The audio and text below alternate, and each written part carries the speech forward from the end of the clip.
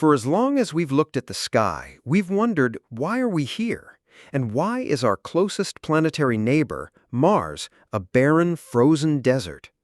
On the surface, Earth and Mars have a lot in common, but while life has flourished here, Mars appears to be dead. Now, a recent discovery by a NASA rover has offered a crucial clue that might finally solve this mystery, and it suggests that Mars was doomed to be a desert planet from the very beginning. For decades, we've seen the evidence carved right into the Martian surface. The scars of ancient rivers, sprawling lake beds, and massive deltas all prove that water once flowed freely on the red planet. It seems to have had all the necessary ingredients for life, especially that all-important one, liquid water. So what went wrong? The answer, it seems, was locked away in the rocks. Earlier this year, NASA's Curiosity rover, which has been exploring a region called Gale Crater, found something scientists have been looking for: rocks that are rich in carbonate minerals. On Earth, you might know a common carbonate as limestone. These rocks are important because they act like a giant sponge for carbon dioxide, pulling it directly from the atmosphere and trapping it away. This discovery was the missing piece of the puzzle. Using this new data, scientists at the University of Chicago built a model to look back in time, and what they found paints a new picture of Mars's past. To understand what happened to Mars, you have to first understand what keeps Earth so stable. Our planet has a natural thermostat, a cycle that keeps the climate balanced over millions of years. It works like this. Volcanoes erupt, spewing carbon dioxide into the atmosphere. That CO2 acts like a blanket, trapping heat and keeping the planet warm enough for liquid water. But then, that water helps form carbonate rocks, which pulls the CO2 back out of the atmosphere. It's a beautifully balanced cycle of volcanic outgassing and carbon storage that has kept Earth habitable.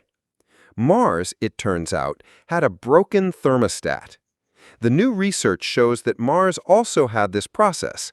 When the planet was warm enough for water to flow, that water would react with the minerals in the ground to create these carbonate rocks, pulling CO2 from the air.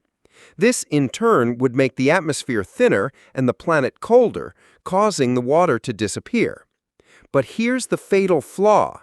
Compared to Earth, Mars has what scientists call a feeble rate of volcanic activity. It just didn't have enough volcanic power to pump all that trapped carbon dioxide back into the atmosphere. The thermostat could turn down, but it couldn't turn itself back up again. So instead of a consistently warm and wet planet, the model shows that Mars was a desert world that experienced brief, fleeting oases of habitability.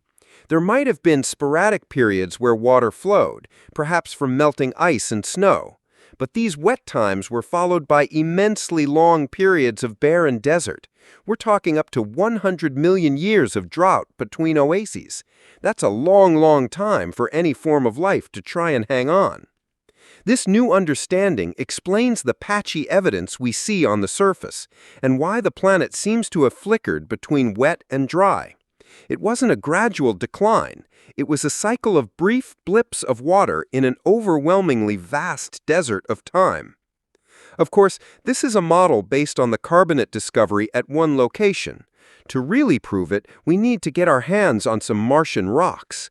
That's the next great leap in planetary exploration, and both the United States and China are currently in a race to be the first to bring samples from the Martian surface back to Earth within the next decade. Ultimately, this all comes back to one of the biggest questions we can ask: are we alone? Studying the history written in the rocks of Mars is one of the best ways to find an answer. If we discover that even with these brief oases, life never managed to get started, it could indicate that the origin of life is an incredibly difficult and rare event in the universe. But if we find evidence of ancient microorganisms in those rocks, it would tell us the opposite. It would suggest that life is resilient and that it will spark into existence on any planet that gives it even the slightest chance.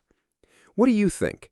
Does this discovery make it more or less likely that we'll find evidence of past life on Mars? Like and subscribe if you enjoyed the video.